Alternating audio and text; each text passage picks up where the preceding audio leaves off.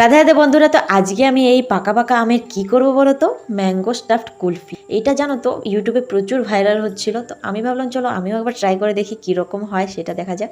তো সেই জন্য আমি কড়াইতে নিয়ে নিয়েছি 1 গ্লাস মতো দুধ। এটাকে আমি প্রায় 50% মতো ফুটিয়ে নেবো, একবারে অর্ধেক করে নেবো। তারপরে আমি এটার মধ্যে চিনি আর গুঁড়ো দুধ দিয়ে দিয়েছি যাতে আরেকটু বেশি গাঢ় হয়ে যায়। তারপরে আমি ড্রাই ফ্রুটস দিয়ে দিয়েছি, আমন্ড আর পিস্তা।